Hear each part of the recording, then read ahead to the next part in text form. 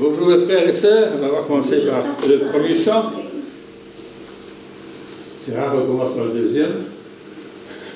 Le premier, voilà. Nous voulons voir Jésus. Alléluia. Amen. Amen. Il y a une dame qui était devant un tombeau vide et qui pleurait. Et quelqu'un est venu par derrière. Il a dit « Madame, pourquoi tu pleures ?» Ah, vous croyez? Non, c'est comme ça qu'elle a dit. Est-ce que vous pouvez imaginer comment la personne lui a parlé? C'est un inconnu, il va dire « Ah !» Mais c'est pas un inconnu qui parle.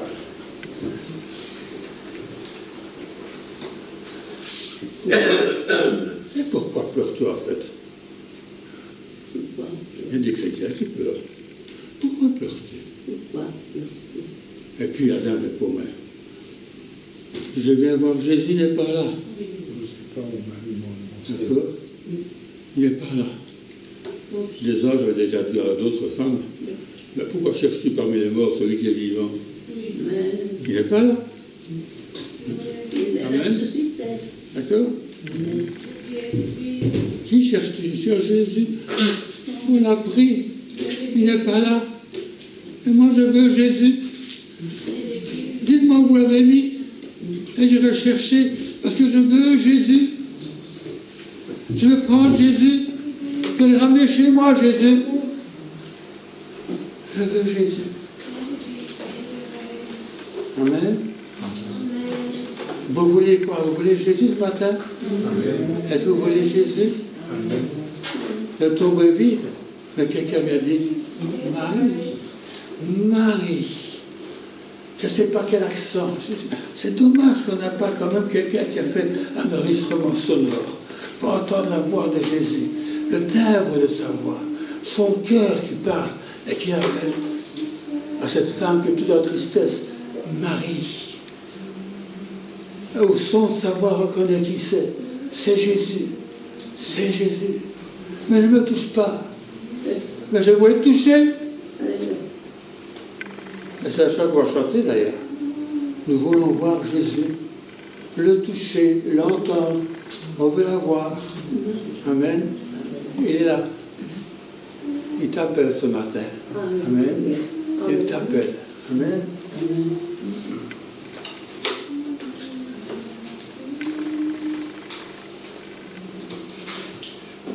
Ça va marcher si bien. Amen.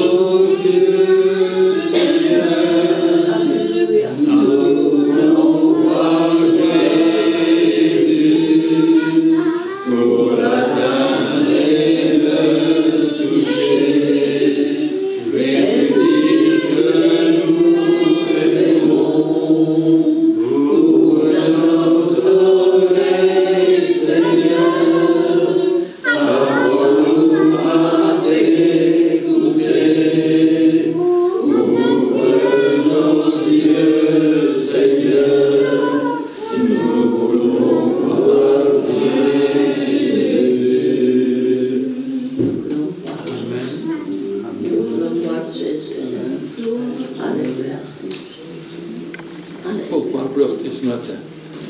Est-ce que tu veux vraiment voir Jésus? Est-ce que tu veux le toucher? Est-ce que tu veux l'entendre t'appeler par ton nom, te réconforter, te toucher ce matin?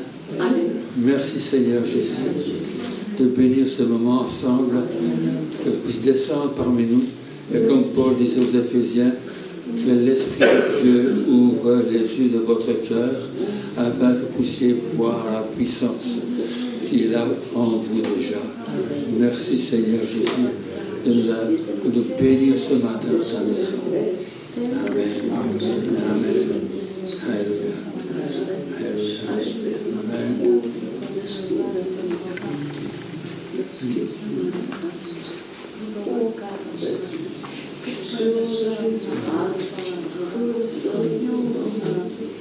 Vous avez au tableau, au mur, quelqu'un qui a vu Jésus. Amen. L'année de la mort du roi Osias. Osias était un bon roi. À 16 ans, il est monté sur le trône et pendant 52 ans, il a servi le Seigneur comme il devait. Amen. Il a vraiment suivi le Seigneur. Et Dieu l'a béni. Tant qu'il cherchait Dieu, Dieu s'est laissé trouver et Dieu l'a béni. Tant qu'il cherchait Dieu, il y a du succès de tous côtés. Il est devenu puissant, respecté par le monde entier à cette époque-là. Amen. Le bon roi Osias. Malheureusement, à la fin, à 58 ans, à 68 ans, me fait bien le calcul, on devrait être plus intelligent, mais il est rentré dans le temple, et dans le temple, il a voulu offrir l'encens. Et le grand prêtre n'était pas content, il dit hey, « tu ne peux pas faire ça. Ça, c'est réservé aux prêtres. Il y a un travail pour les prêtres, un travail pour le roi. Et le roi ne se mélange pas, qui n'a rien à faire dans le temple, ici, à offrir du parfum. C'est pas ta place. » Ah oui, il s'est fâché. Le roi s'est fâché. Ah oui, il n'y a pas question. Moi, je veux offrir, moi, je fais ce qui me plaît ici. Bon. Le prêtre n'est pas content du tout. Et tous les autres prêtres se sont mis derrière le grand prêtre, parce que c'était quand même dangereux. Et puis on a vu la lèpre. Dieu l'a directement touché, ce roi. Il est devenu lépreux. On s'est arrêté de mettre dehors, lui-même d'ailleurs s'est arrêté à sortir. Et le restant de sa vie, il a passé dans une maison à l'écart, comme tous les lépreux. À l'écart.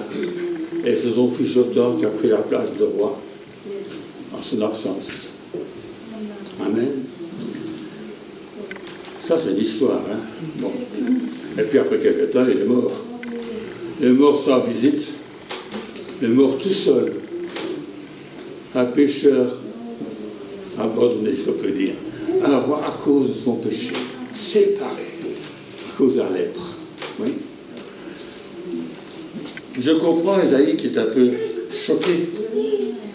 Un si bon roi, c'était si bien de travailler avec lui, de conseiller déjà son prédécesseur, un certain Zacharie, qui était là pour encourager le roi, c'est pour ça qu'il marchait correctement.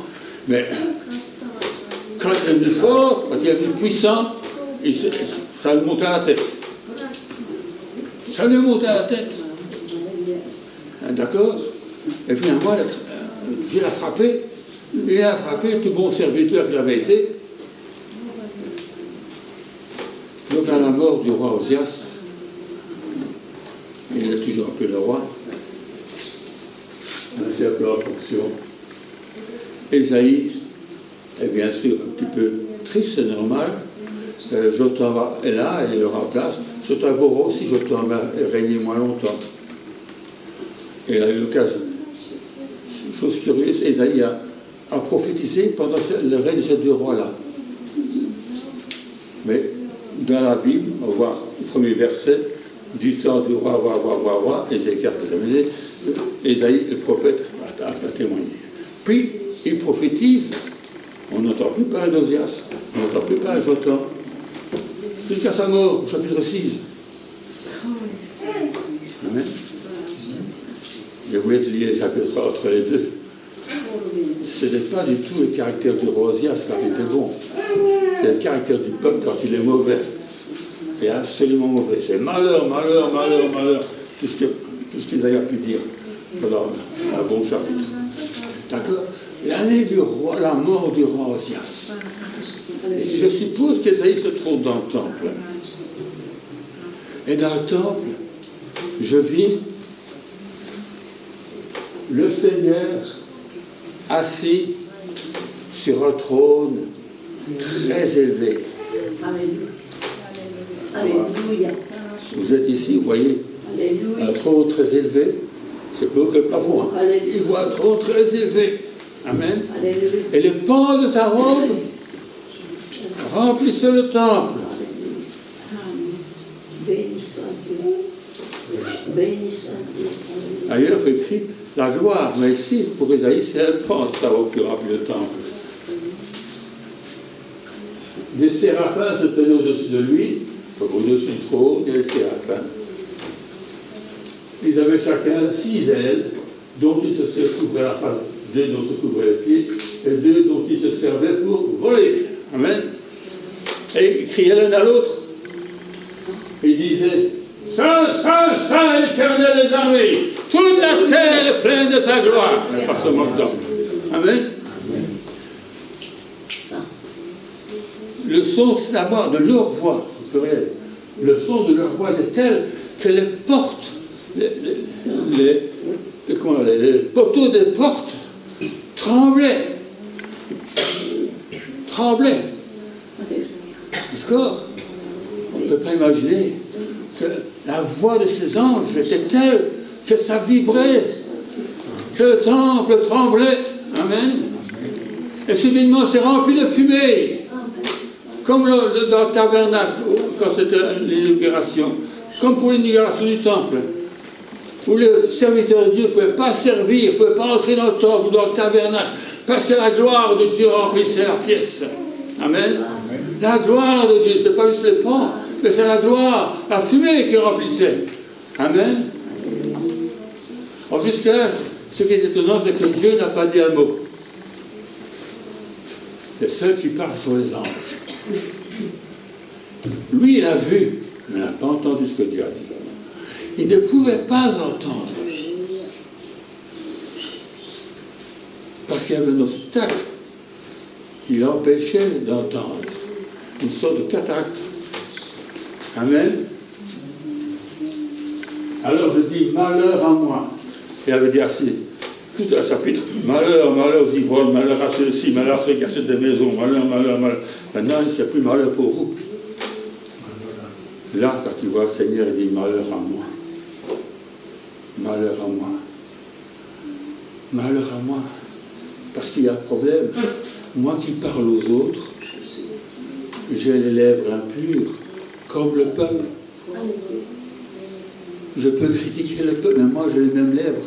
Je suis moi aussi impur. Ça, je n'ai pas découvert jusqu'à ce que j'ai vu le Seigneur et que j'ai entendu les anges. Saint, Saint, Saint, Saint, Saint. Je voudrais bien parfois que les chrétiens, moi-même, nous puissions entendre Saint, Saint, Saint et tomber à ses pieds. Comme parfois, comme Daniel, comme Jean et d'autres, sont tombés au pied du Seigneur, même Pierre. D'accord? Éloigne-toi de moi, je suis un homme pécheur, disait-il ce dernier. Amen. Je suis un homme aux lèvres impures et j'habite au milieu d'un peuple dont les lèvres sont impures. Et mes yeux ont vu le roi. Et le roi, ce n'est pas Osias. Lui, il est mort. Mes yeux ont vu le grand roi qui régnait sur Osias, le roi des rois. Amen. Amen.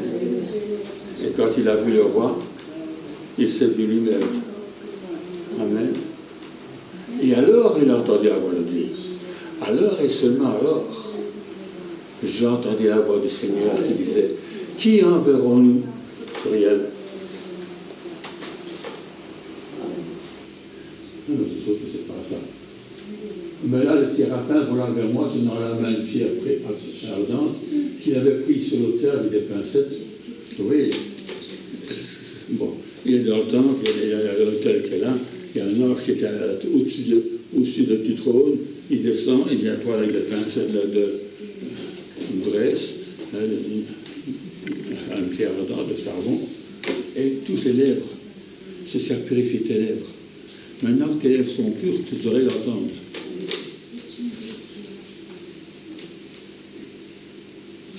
Très bien, tout le temps.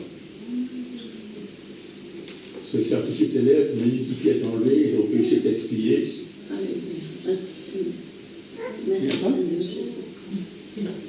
J'entendis la voix du Seigneur qui disait: qui enverrai-je et qui marchera pour nous? Je répondis, les bien traductions, je répondis: me voici, je suis prêt. Me voici, je suis prêt. Ce n'est pas notre traduction, c'est dans une version, mais je suis prêt, je suis disponible, je suis là. Maintenant, ça va. Maintenant que mes lèvres sont pures, j'ai vu le Seigneur. Il m'a purifié le cœur, non pas avec des braies sur l'autel, mais avec le sang précieux de l'agneau.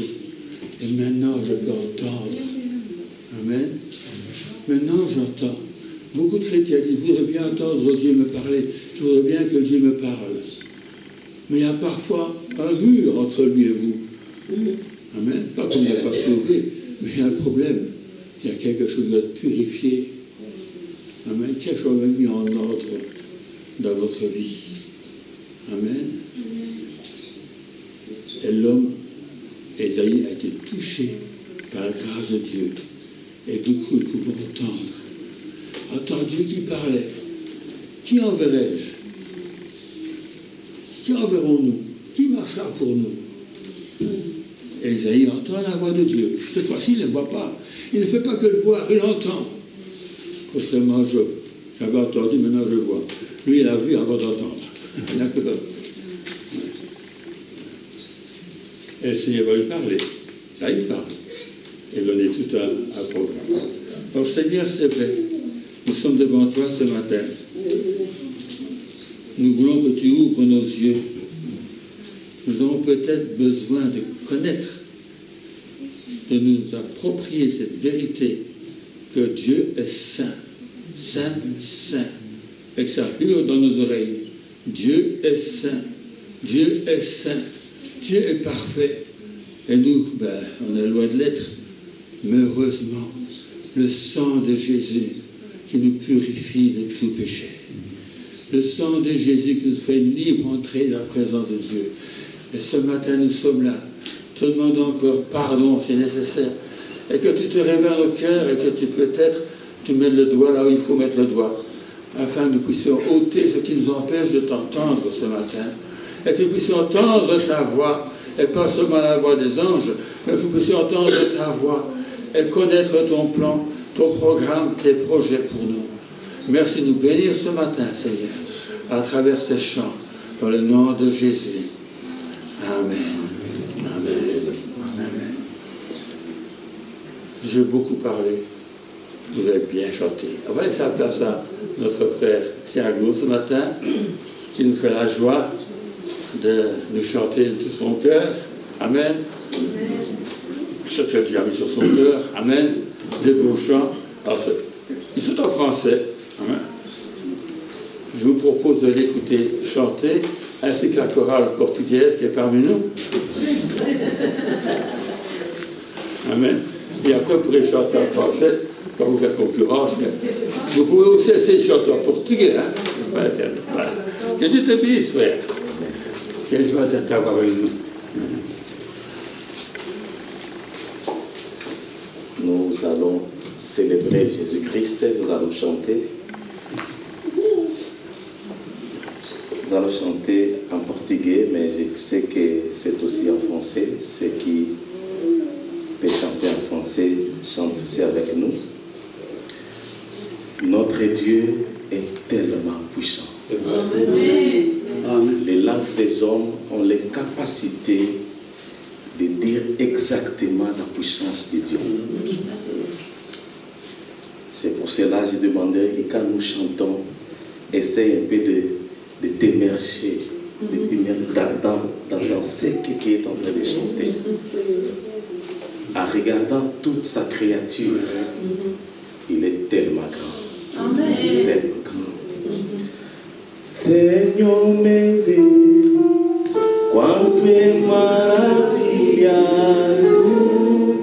fico a pensar nas obras das suas mãos, no céu azul, estrelas pontilhadas, o teu poder mostrando a criação. Senhor meu Deus,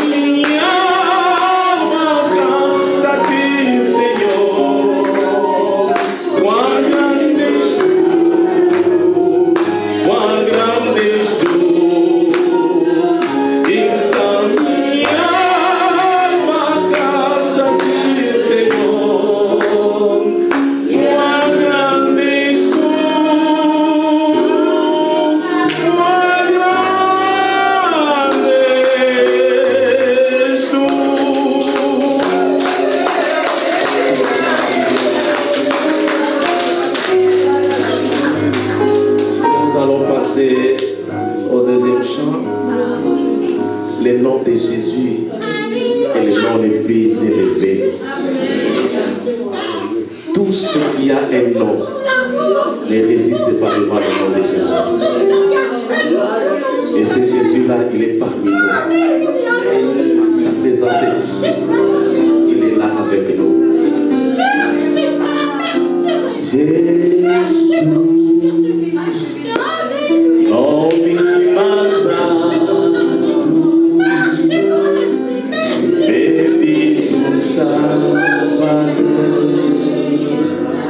Señor da gloria, Emmanuel, Deus de conosco,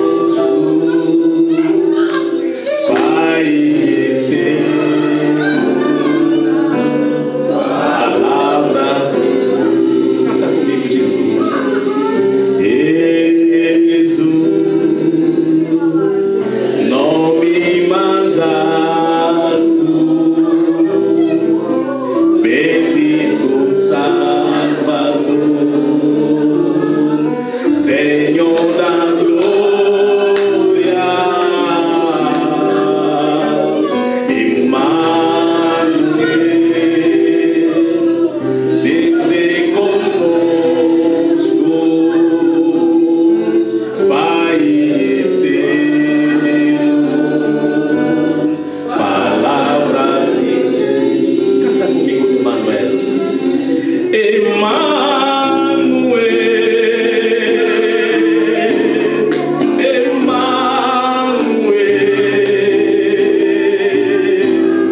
seu nome é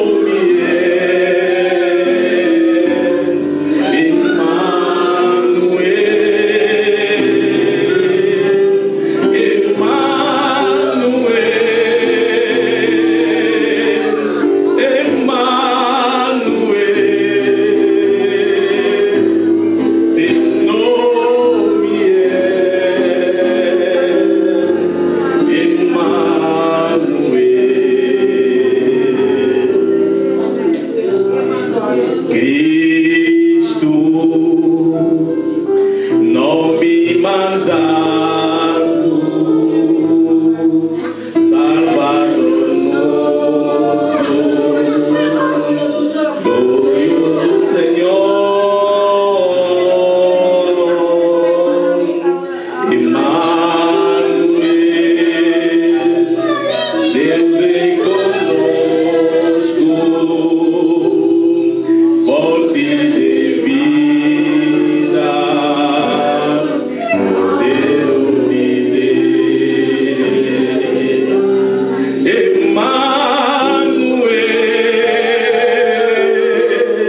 Emmanuel,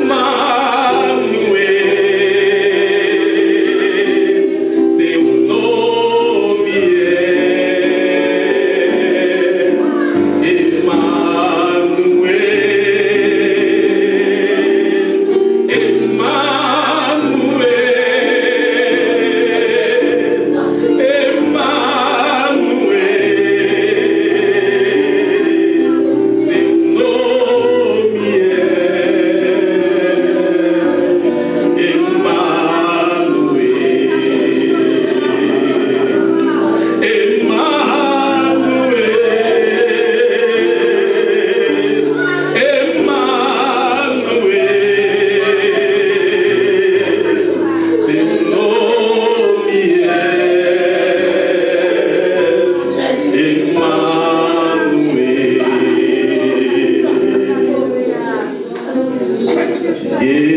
Jesus, nome mais alto, bendito Salvador, Senhor da glória, Emmanuel, Deus é conosco, Pai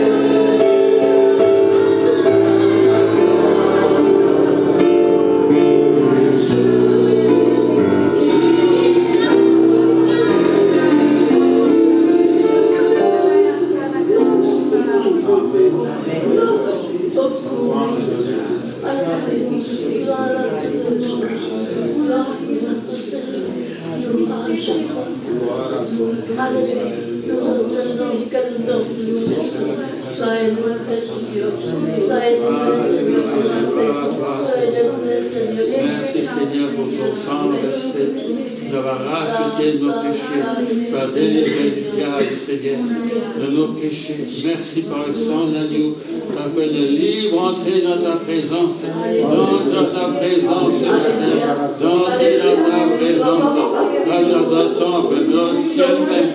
Merci Seigneur, tu es entré dans le ciel même pour nous. Et nous sommes assis avec toi à la droite de Dieu. Merci Seigneur ce matin. Alléluia Seigneur Jésus. Merci Seigneur. Gloire à toi Seigneur. Alléluia Jésus. Alléluia Jésus. Alléluia.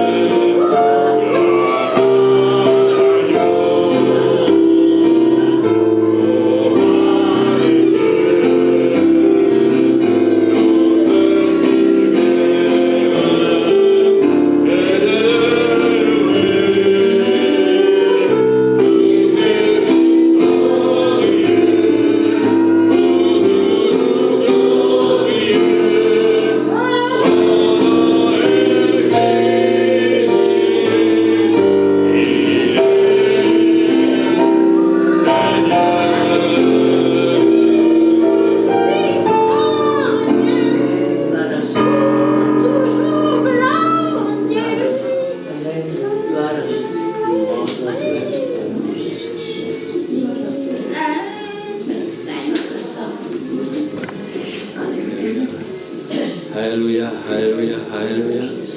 Alléluia. Merci Seigneur. Merci Seigneur.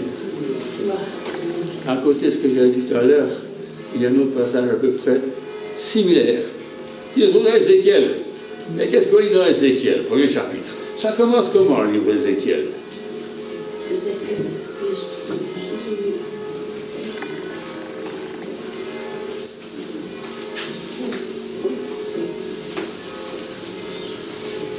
Alors, une petite question à votre place. Qui a lu sa Bible ce matin avant de venir à l'église? Qui a lu la Bible ce matin avant de venir à l'église? 2, 3, 4. Ouais. Qui a prié avant de venir à l'église?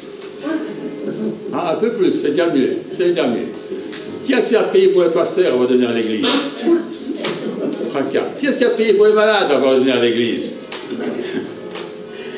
Ça, bon. Qui est-ce qui a prié pour M. Trump? Ah, on va prier pour lui. Il faut prier pour toutes les autorités. Même notre Premier ministre. Amen. Même notre roi. Amen. Le roi des Belges. Hein. Le roi des rois. Vous l'avez prié, le roi des rois, ce matin? Oui, hein, d'accord. Alors, qu'est-ce qu'il fait écrit d'Ézéchiel? Vous connaissez la Bible, vous l'avez lu tous les jours. Hein, d'accord. Mais le premier chapitre est extraordinaire. Ça commence comme ça. Il a une vision. Et là, lui, il voit aussi un trône. Mais avant de voir le trône, est-ce qu'il voit? Il vint du septentrion un vent impétueux, une grosse nuée, une gerbe de feu, une lumière éclatante tout autour. Ah ben voilà, c'est terrible ça. Vous voulez voir Dieu comme ça? Avec quelque chose d'éclatant tout autour qui brille. Au centre, il y avait 4 animaux, dont l'aspect avait une ressemblance humaine. Mais des hommes qui ressemblent à des lions, des hommes qui ressemblent à des aigles. Ah ouais. Bon, mais c'est des hommes. Parmi nous, il y a peut-être des petits moutons bien gentils, et puis il y a peut-être des gens qui parlent, c'est vrai, comme un loup. Bon, non.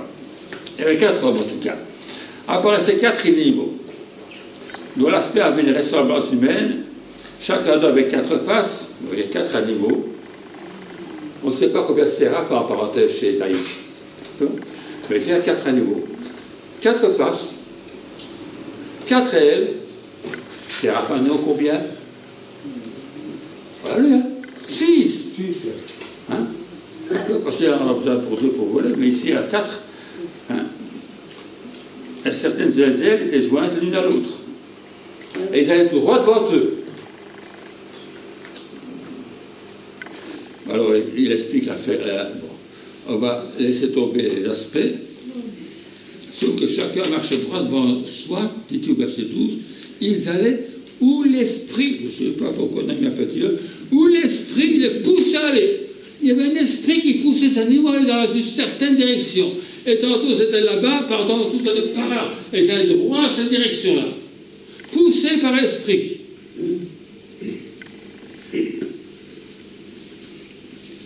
L'aspect des animaux, verset 13, ressemblait à des charbons de feu ardent. C'était comme l'aspect des flambeaux, et ce feu circulait entre les animaux. Il jetait une lumière éclatante et il en sortait des éclairs. C'était quelque chose d'extraordinaire. Un effet de pyrotechnique extraordinaire. Les animaux couraient et revenaient comme la foudre. Et c'est vrai que Dieu, quand il envoie un ange, ça va vite, hein. Il l'envoie pas fait déjà ici. Extrêmement vite. Et puis il explique ça là-bas. Il répète, ils ne tournaient point dans leur marche, droit devant elle, voilà. Ils avaient circonférence et une hauteur effrayante. Verset 18.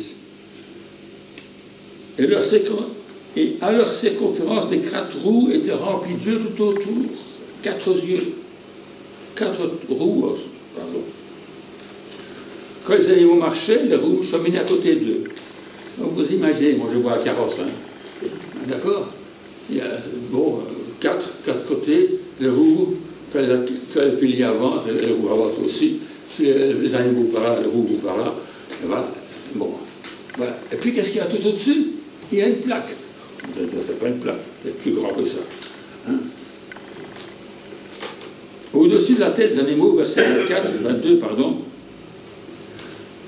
Avant ça, il insiste avant ça. Car l'esprit des animaux était dans les roues.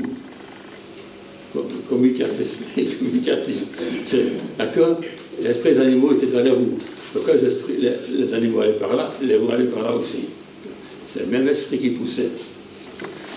Au-dessus des têtes des animaux, il y avait comme un ciel de cristal resplendissant, mais tout brillant cette histoire, qui s'étendait sur leur tête dans le haut.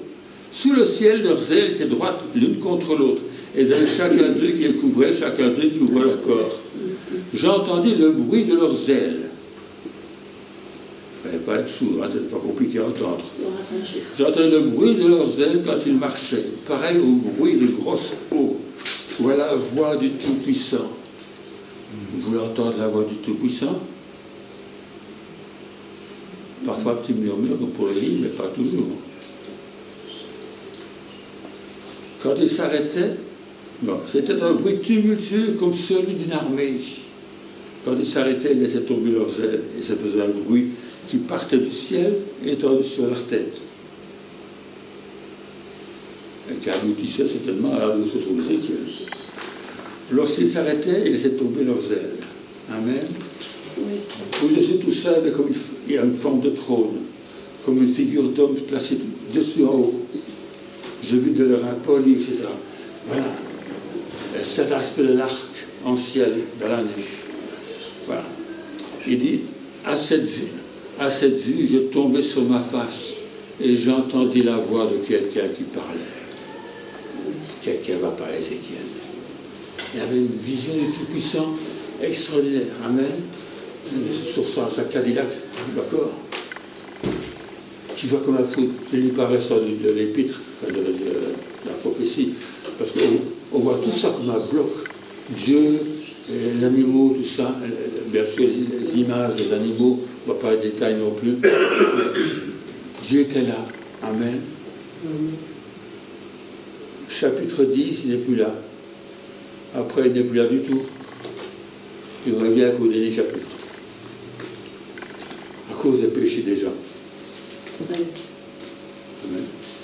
Alors ça, c'est l'aspect de Dieu. Amen. Et c'est bizarre. Il y a encore quelqu'un qui tombe sur sa face. Il n'y a pas que Pierre, il n'y a pas que Jean, il n'y a pas que Daniel.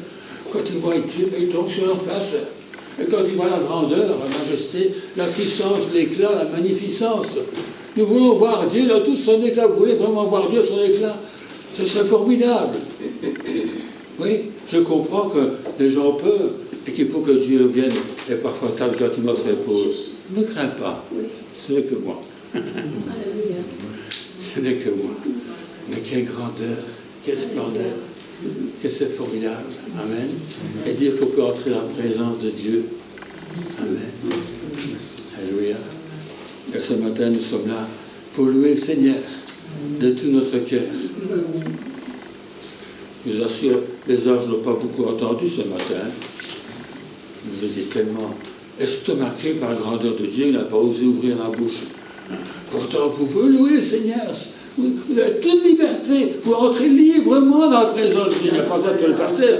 Vous entrez librement dans la présence de Dieu. Et louer le Seigneur, le glorifier, le magnifier. Alléluia. Alléluia. Savoir qu'il vous a pardonné tous vos péchés. Pourtant, s'il devait vous punir pour vos péchés, ce serait dramatique. Vous avez les prophéties, vous savez ce qu'il fait écrit dedans. Mais heureusement, le sang de Jésus nous purifie de tout péché. Alléluia. Et de vous entrer librement, avec courage, hardiment, d'une certaine traduction, dans la présence de Dieu, dans la bonne nouvelle qui est inaugurée pour nous. Amen. Il a frayé une route pour toi. Amen. Par son sang. Alléluia. Si tu n'es pas en présence de Dieu, tu as pris la mauvaise route. Si tu suis Jésus, il n'y a pas de problème. Ça aboutit toujours à Dieu. Amen. Ça renouvelle et vivante. Alléluia. Alléluia. Pas la présence de Dieu. La présence de Dieu, glorieuse, magnifique, étincelante. Et pourtant, si aimante, si proche, si humaine presque. Amen. De la présence de Dieu. Alléluia. Merci Seigneur. Et ce matin, nous allons prendre les emblèmes Au nom du Seigneur. Amen. Le pain, le vin. Dans la pratique juive, la tradition juive, le CDR nous appelle le repas. Il y a 3 pains sans levain. Celle du milieu, la deuxième si vous voulez, est cassée en 2 parties inégales, dont une partie au cache en dessous de la nappe. Ça, c'est leur tradition.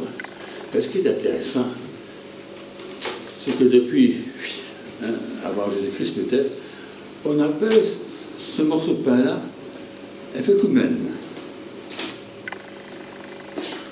C'est pas de l'hébreu. Car avant Jésus-Christ, pendant tout un temps, la Palestine, ils ont la terre sainte, pour employer le nom exact, qui est un terme de prophète emploie Israël, une fois il appelle la terre sainte. La terre sainte. Donc, avait été occupée par les Grecs. On en parle dans une prophétie de Daniel, mais autrement, on ne parle pas beaucoup des Grecs dans la Bible. Mais les Grecs ont eu une grande influence sur les gens. Le mot synagogue vient du grec, et ici un mot pour là aussi, c'est du grec aussi. Ça veut dire, il est venu. Ou l'arrivée. Jésus est arrivé. Il est venu sur terre. Amen. Il est arrivé. Voilà brisé. On va le tremper. Ça, c'est la tradition juive. Mais on retrouve des traces. Jésus donne un morceau trempé à Judas. Amen. Aujourd'hui, nous sommes là avec le pain. Le pain qui représente le corps du Seigneur. Le corps brisé pour le péché. Il n'est plus caché sous un nappe. On va le sortir quelque part dans un tiroir. Il est là, le Seigneur Jésus. Amen. Alléluia. Il a versé son sang. Le sang en hébreu, c'est... Le vin en hébreu, pardon, c'est le sang de la vigne. C'est pour ça, parce que c'est rouge, le sang. Amen. Le sang de Jésus a coulé. C'est inimaginable que Jésus sur la croix. Jésus est devenu homme.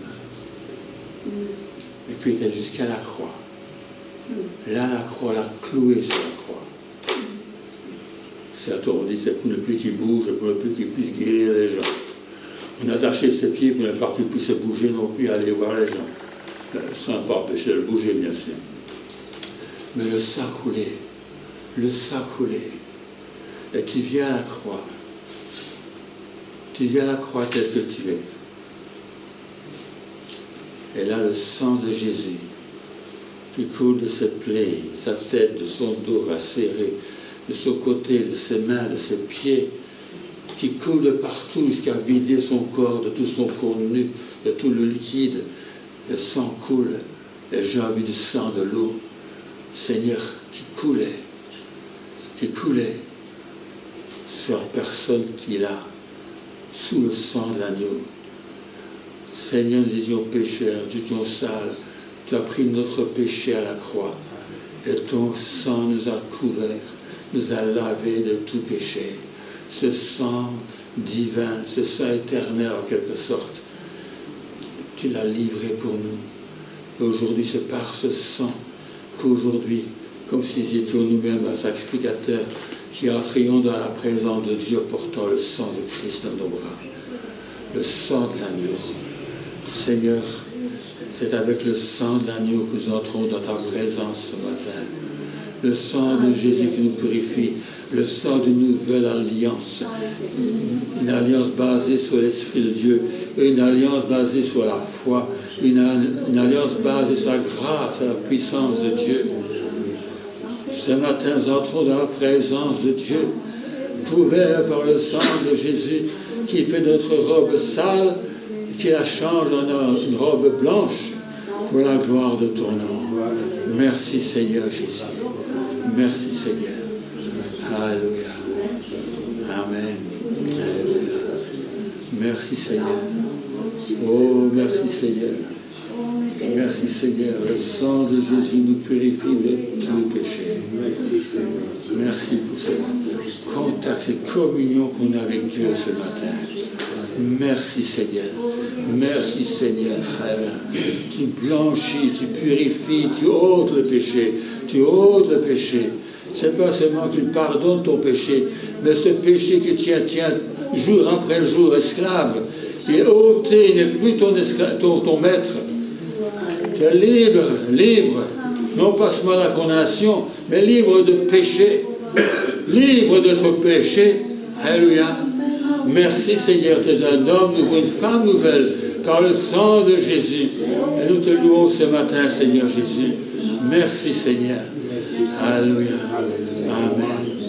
Merci Seigneur. Alléluia. Oh Jésus. Amen.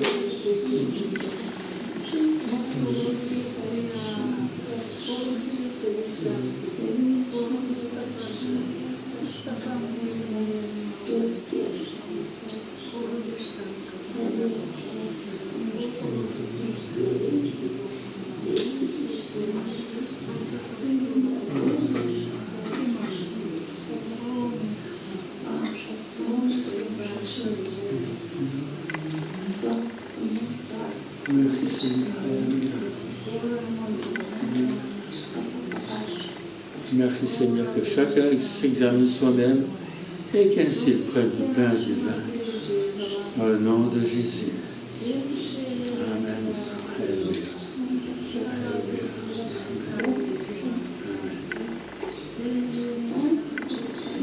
Demandez à notre frère libre, notre frère Daniel, qui vient passer parmi nous avec l'emblème ce matin.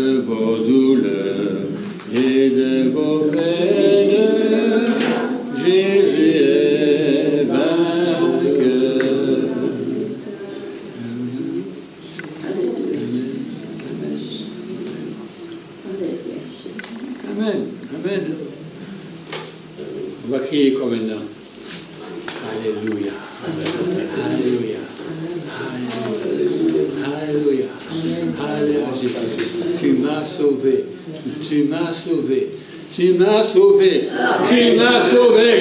Je suis sauvé. Je suis sauvé. Je suis à lui. Je lui appartiens. Il m'appartient. Amen. Alléluia. Nous sommes un en Jésus-Christ. Un. Alléluia. Merci Seigneur. Merci Seigneur ce qu'il a fait pour nous. Alléluia. Amen. Alléluia. Alléluia. Merci Seigneur. Alléluia. Amen. Belles annonces. C'est pas compliqué, vous connaissez les heures de réunion. Mardi, c'est quoi mardi? C'est vous êtes au lit. D'accord, vous êtes au lit. Pour les dames qui sont réveillées, vous avez réuni à 2 heures. Amen. Et vous êtes bénis. Amen. Ceux qui ne sont pas bénis. Pas la même chose, enfin, autrement. D'accord? Jeudi, c'est une autre prière aussi. Amen. Alléluia. Et mardi soir, c'est on étudie la parole de Dieu. Amen. C'est tellement intéressant que vous n'avez pas l'écouter. Vous n'avez pas besoin. Vous connaissez déjà tout. Moi, j'étudie toujours. Amen. Même quand je prépare, je pense à des choses, et parfois je trouve des choses que je n'ai jamais lues auparavant. Ou j'ai oublié. Parce qu'avec l'âge, on oublie. Donc il faut recommencer tout le temps. Amen. Et replonger, étudier. Amen. Sa parole nous nourrit. On ne peut pas. C'est vrai. Là, tous les jours, vous mangez des frites.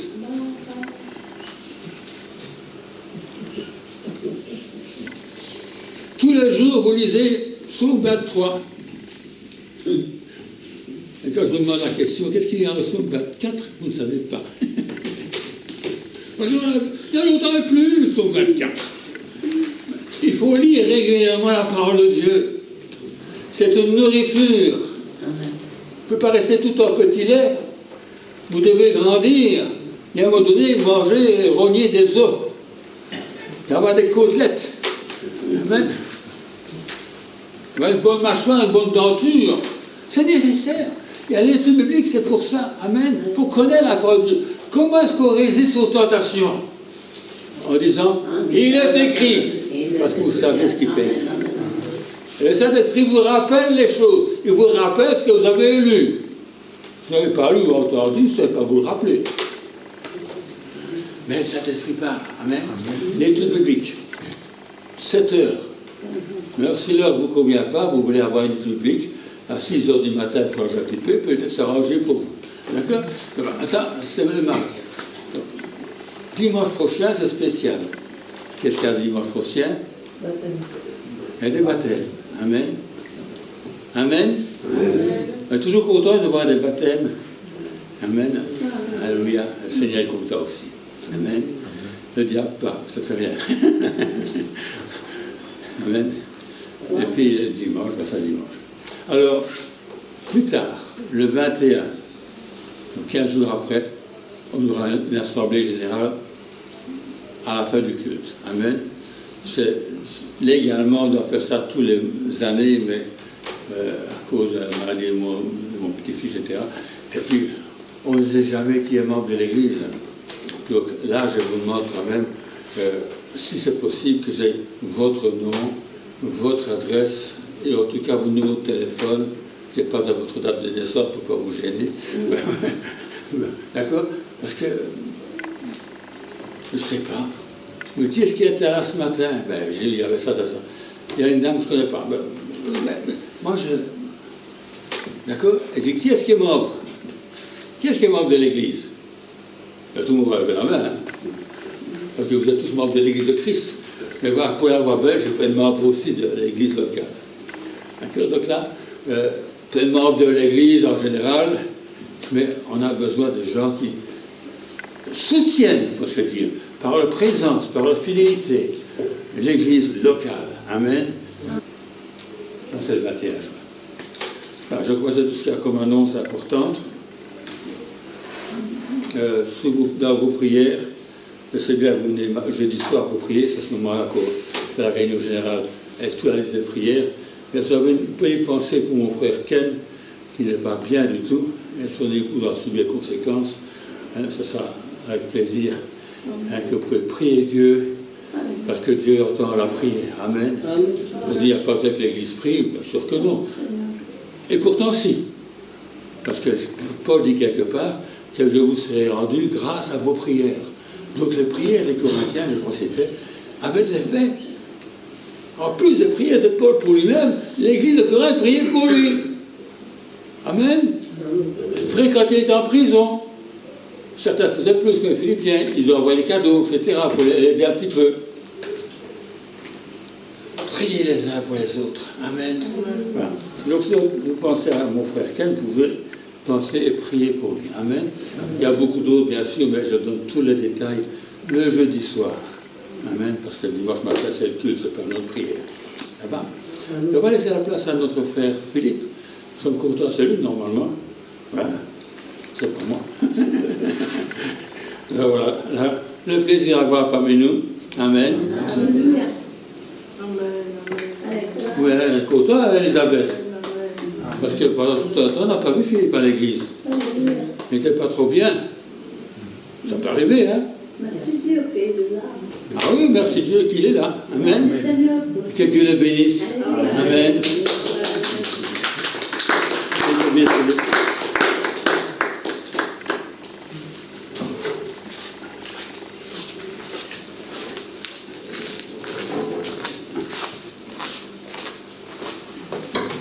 Eh bien voilà, bonjour tout le monde. Content de vous voir. Ça fait plaisir, merci Seigneur. Merci Dieu pour ses bienfaits. On va commencer par prier si vous voulez. Moi, que quelqu'un veut prier peut-être pour la parole ce matin. Qui veut prier pour le message ce matin? Que Dieu nous parle. Daniel, tu veux prier? Gracious and mighty Father, we thank you. You are so compassionate and you are so gracious. We thank you that this morning also you are in our person. Father, oh Lord, we are committing our body, our soul, spirit into your powerful hand. Guide us, that great Jehovah. Father, oh Lord, it's time to listen to your word. Your word is fire. Your word is hammer. And your word is life. I pray this morning, Father, oh Lord, as your word is coming, open our hearts, open our mind, and give us full understanding of your word. We thank you, we praise your holy name for what you will give it to us this morning also. Amen. We thank you for accepting our prayer out of the goodness of your love and of your great mercy. In Jesus' name we pray. Amen. Alléluia, amen. Thank you. Comme je dis jeudi à la réunion de prière, on est toujours dans cette période de Pentecôte, il ne faut pas oublier ça. Lundi c'était la convention, c'était le lundi de Pentecôte. Mais ça continue. La Pentecôte, c'est pas une date fixe. Le Saint-Esprit survenant sur nous, c'est toute l'année qu'on doit vivre ça. Et jeudi, le Seigneur avait dit qu'il fallait prier par l'Esprit. On a reçu un esprit qui doit être utile. Il doit être utile au Seigneur. Il l'a mis en nous. Pas simplement comme ça. Il a mis des dons. Il a mis des devoirs. Nous avons le devoir de prier par l'Esprit. Et aujourd'hui, le Seigneur nous dit, dans Galates 5, verset 25, on va commencer par ce verset.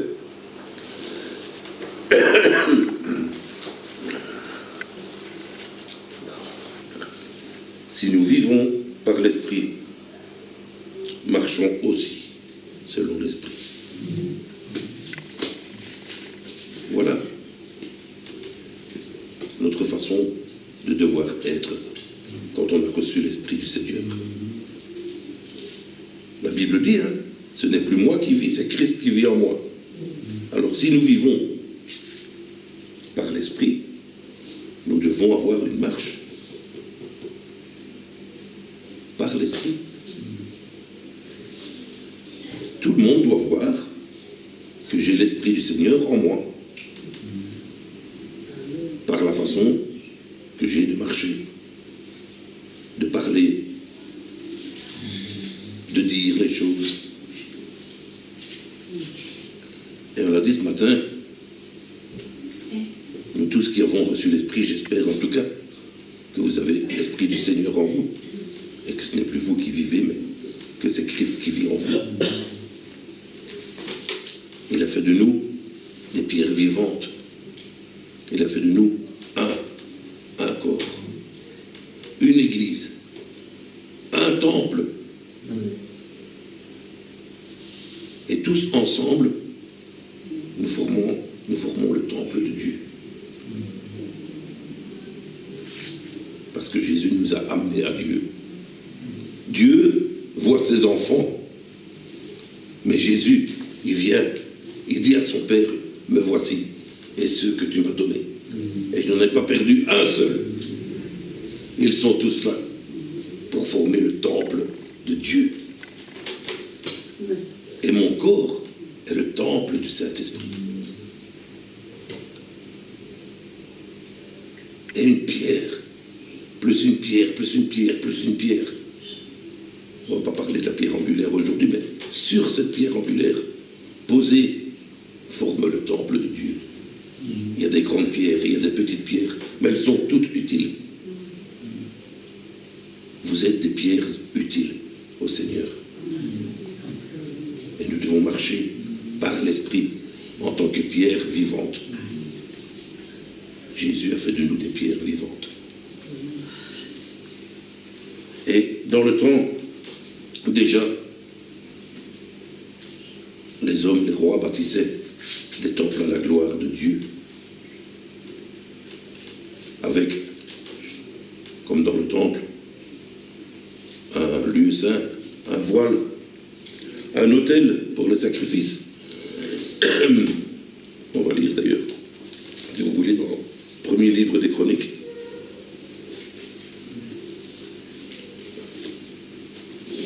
La Chronique 22.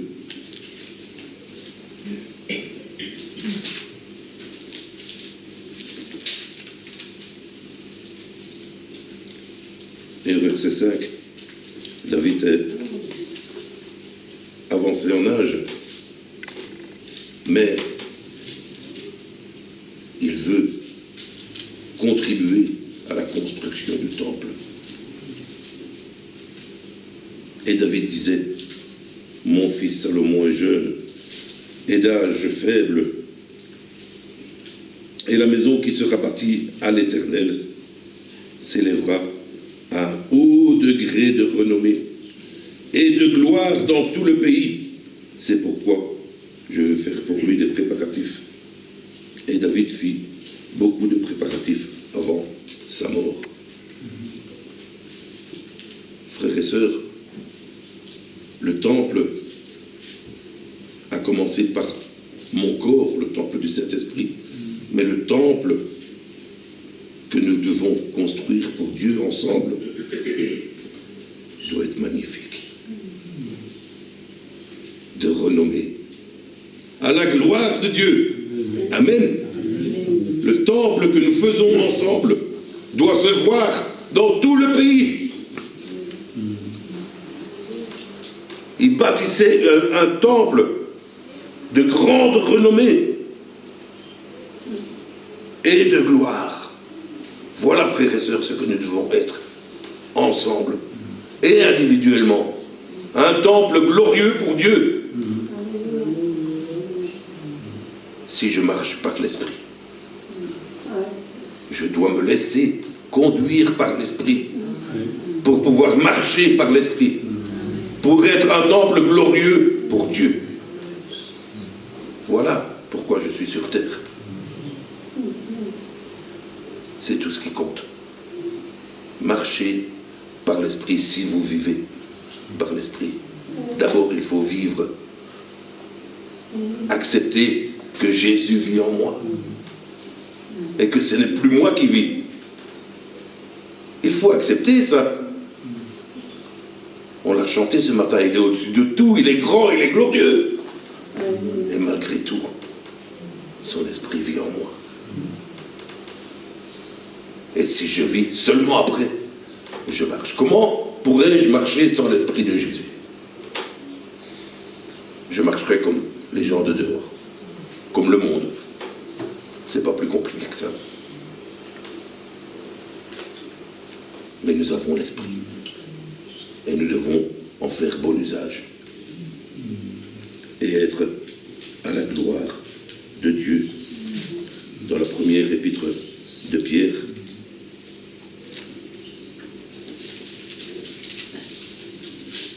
au chapitre 2,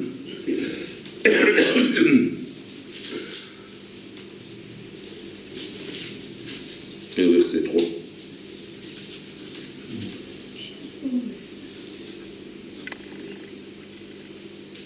Si vous avez goûté que le Seigneur est bon, approchez-vous de lui. Pierre vivante, rejetée par les hommes, mais choisie et précieuse, devant Dieu. Et vous-même, moi compris, moi le premier, comme des pierres vivantes, édifiez-vous pour former une maison spirituelle, un saint sacerdoce afin d'offrir des victimes spirituelles agréables à Dieu par Jésus-Christ. Car il est dit dans l'Écriture, voici je mets en Sion une pierre angulaire choisie et précieuse, et celui qui croit en elle ne sera point confus.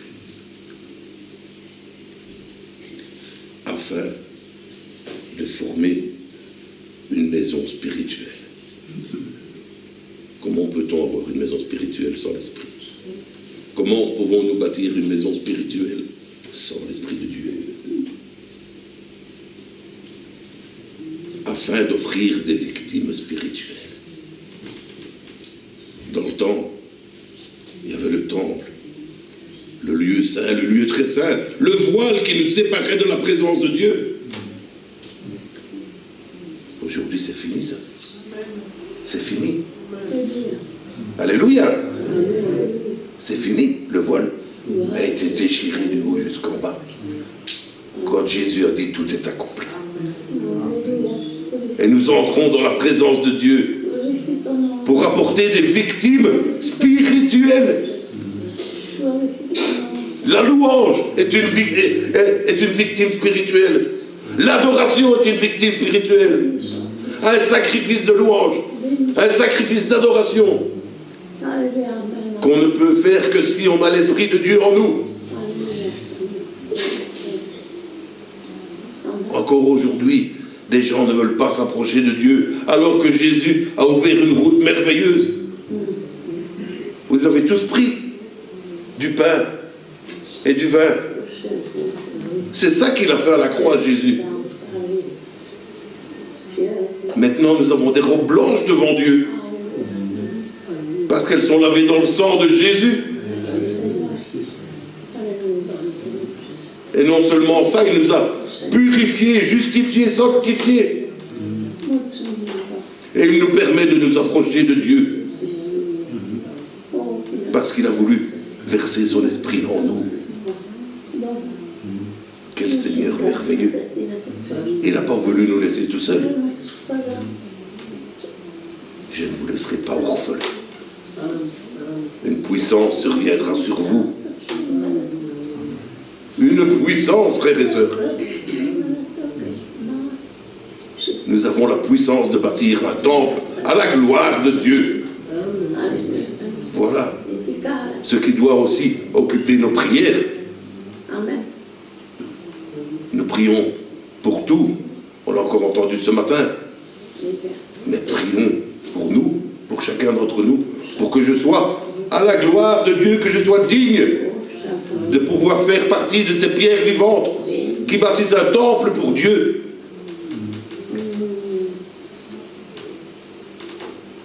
Un sacrifice en esprit, une marche en esprit, une vie en esprit, une bâtisse en esprit. Voilà le sujet de ma vie et le sujet de mes prières. Au chapitre 1er, juste avant, 1 Pierre 1 au verset 15. Mais puisque celui qui vous a appelé est saint, vous aussi soyez saints dans toute votre conduite. Selon qu'il est écrit, vous serez saints, car je suis saint. Voilà, sanctifié. Sanctifié par le sang de Christ. Vous êtes saints parce que je suis saint. C'est Jésus qui dit. C'est Jésus qui le dit dans son amour. Je suis saint. Je suis le Fils de Dieu. Mais par moi, par mon sang, vous êtes saints. Vous êtes sanctifiés. Libérés. Lavés de tout péché. Et paraissant purs aux yeux de Dieu. Pouvons nous approcher sans crainte du trône de la grâce en esprit. Est-ce que la Bible ne dit pas aussi que le Père cherche des adorateurs, mais qu'il faut que ceux qui l'adorent, l'adorent en esprit et en vérité. Alors, si nous vivons par l'esprit, marchons par l'esprit, louons par l'esprit, adorons par l'esprit, bâtissons par l'esprit, faisons tout par l'esprit. Laissons-nous envahir jusqu'à ce que ça déborde. Frères et sœurs, si on est envahi de l'esprit, il n'y a pas de place pour le diable. On n'aura pas peur de dire « Va arrière Satan !» parce que je suis rempli du Saint-Esprit.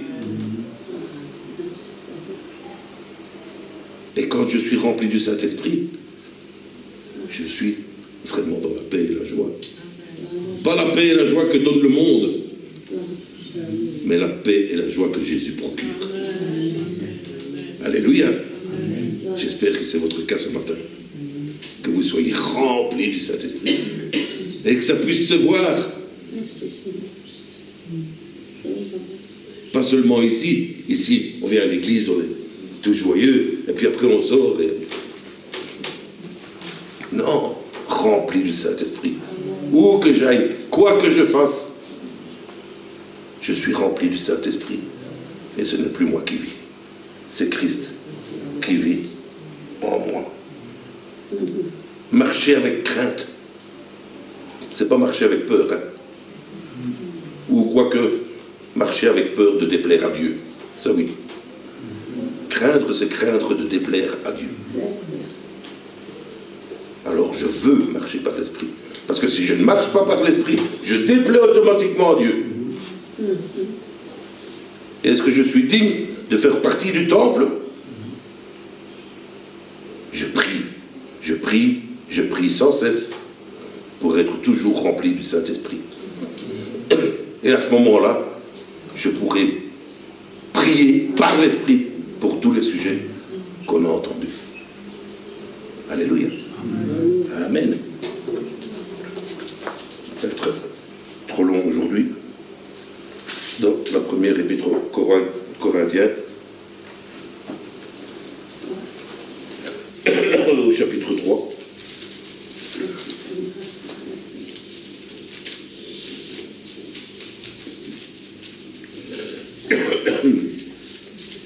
Et au verset 16.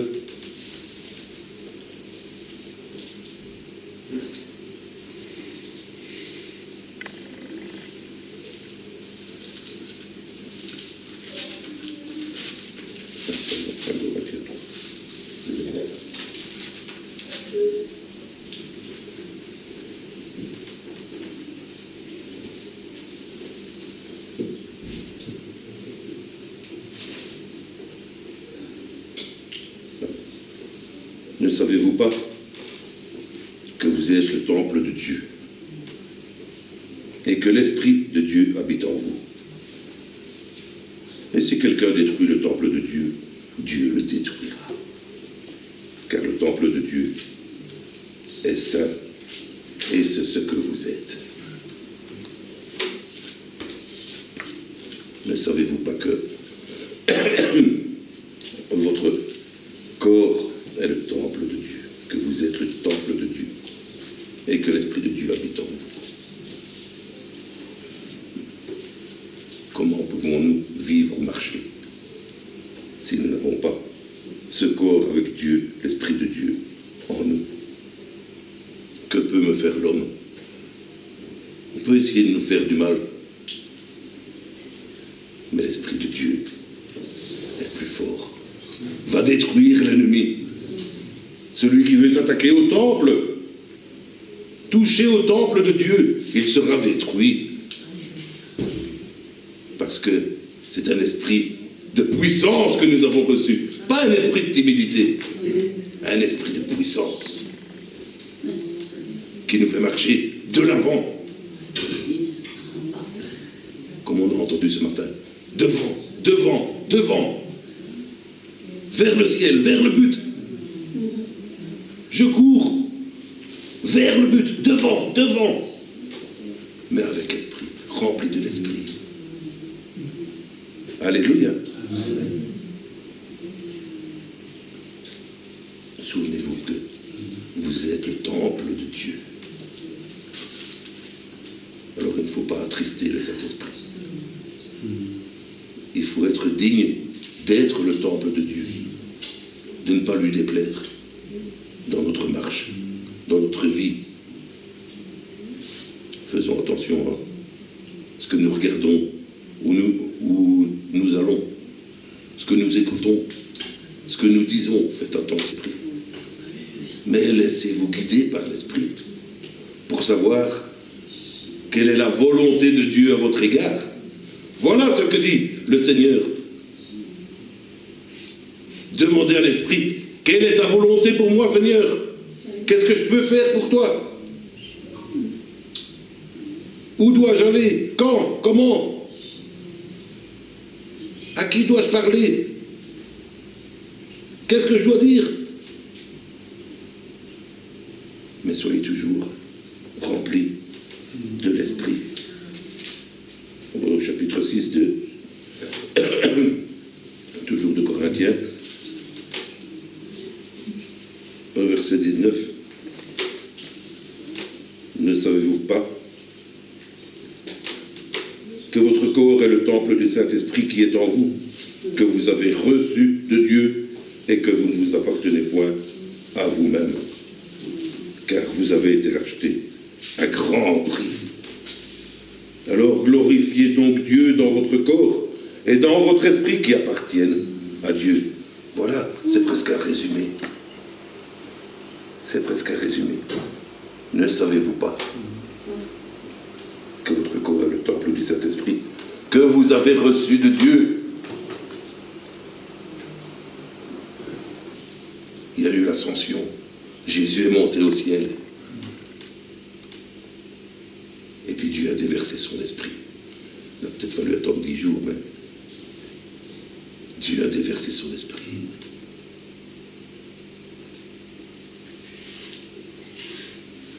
Et les vies ont été transformées.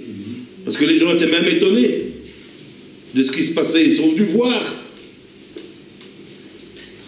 Mais l'esprit de puissance, ce jour-là, a touché encore 3000 personnes.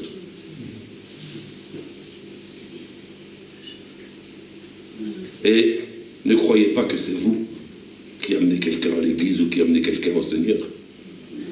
C'est le Seigneur qui ajoute les âmes à l'église. On peut amener des gens à l'église ici, en parlant de Jésus, en parlant du Saint-Esprit, en parlant par le Saint-Esprit. On peut amener des gens à l'église. Mais est-ce que je suis capable de changer un cœur? Impossible. Et il n'y a que Dieu qui change des cœurs en versant le Saint-Esprit.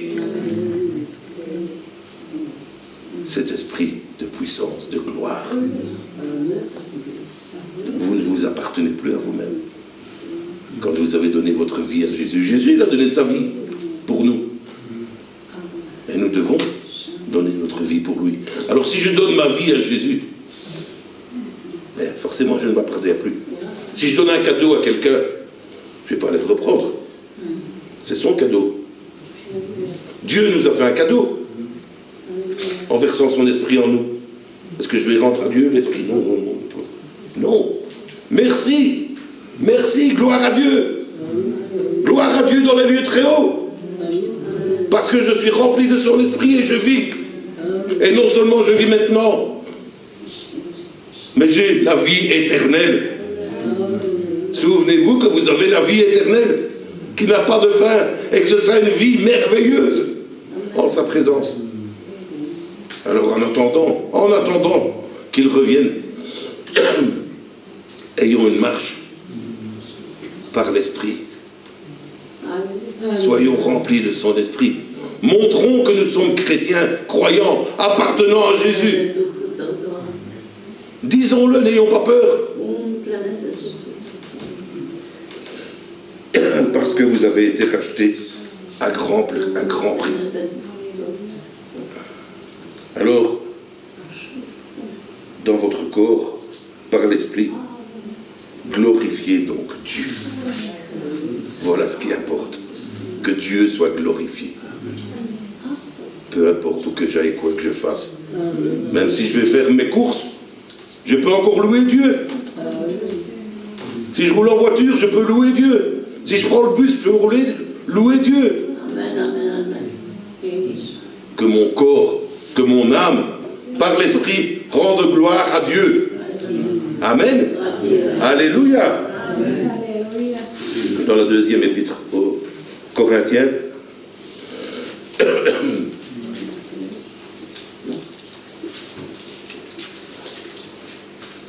au chapitre 6,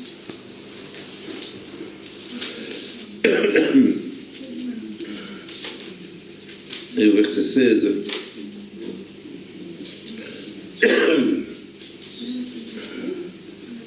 pour ne pas tout lire, car nous sommes le temple de Dieu vivant.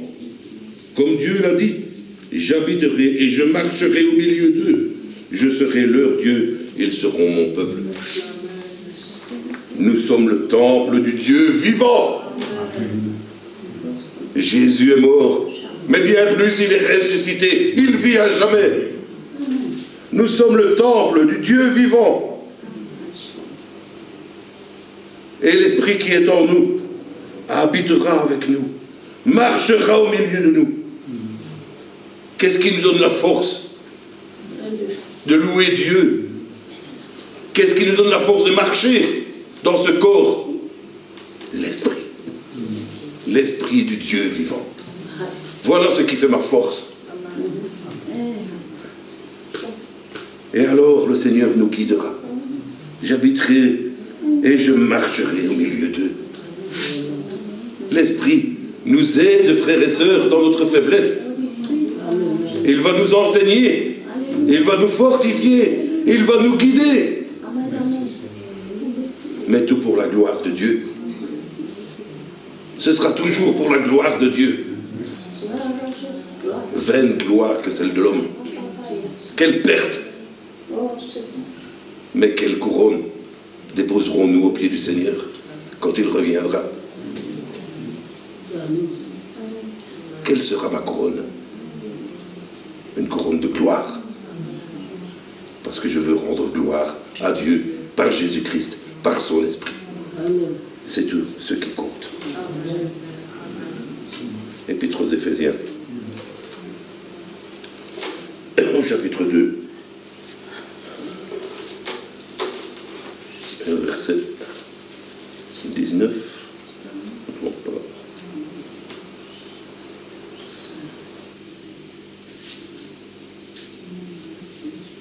Et on lit le fin.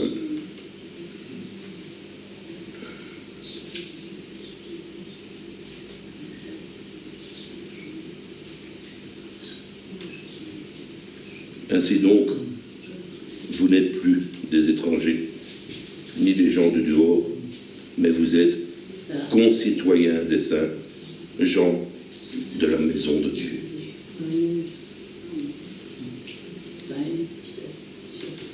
Vous avez été édifiés sur le fondement des apôtres et des prophètes, Jésus-Christ lui-même étant la pierre angulaire. En lui, tout l'édifice bien coordonné s'élève pour être un temple saint dans le Seigneur. En lui, vous êtes aussi édifiés pour être une habitation de Dieu en esprit. Alléluia. Vous n'êtes plus des enfants du diable, comme le dit la Bible. Vous n'êtes plus des gens du monde. Vous n'êtes plus des étrangers aux yeux de Dieu. Vous êtes concitoyens des saints, gens de la maison de Dieu.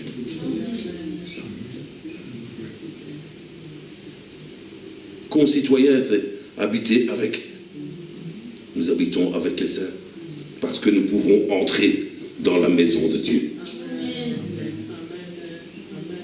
par Jésus-Christ.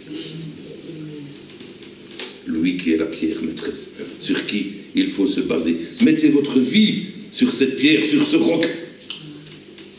Soyez remplis de son esprit. Gens de la maison de Dieu.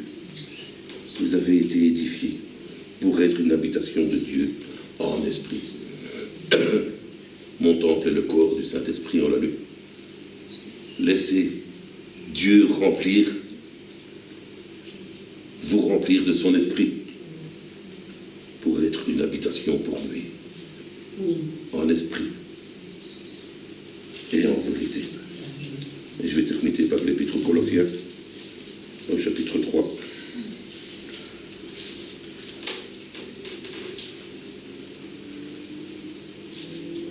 Verset 1er. Si donc vous êtes ressuscités avec Christ, cherchez les choses d'en haut, où Christ est assis à la droite de Dieu. Attachez-vous aux choses d'en haut et non à celles qui sont sur la terre, car vous êtes morts et votre vie est cachée avec Christ en Dieu. Quand Christ, votre vie, paraîtra, alors vous paraîtrez aussi avec lui dans la gloire. Voilà pourquoi il faut rendre gloire. Voilà pourquoi il faut rendre gloire. Parce que quand Christ va revenir, nous serons avec lui dans la gloire. En ayant marché fidèlement par son esprit ici-bas. Vous êtes ressuscités avec lui. Vous avez accepté l'œuvre de la croix. L'ordre qui nous condamnait a été crucifié aussi. Et il n'y a plus de condamnation, frères et sœurs. Nous sommes libres par le sang de Jésus. Attachez-vous aux choses d'en haut. Comme dit un autre verset, cherchez premièrement le royaume de Dieu et sa justice. Et tout le reste va venir. L'Esprit va nous aider, va nous combler de tous ses bienfaits. Mais cherchez premièrement le royaume de Dieu et sa justice. Attachez-vous aux choses d'en haut et non à celles qui sont sur la terre. Et notre vie est cachée avec Christ en Dieu. Quel réconfort que savoir que nous sommes cachés. Ma vie est cachée, mais pas n'importe où. Pas n'importe où. Elle est cachée avec Christ et en Dieu. Que peut me faire l'homme? Que peut me faire l'homme quand on lit ça?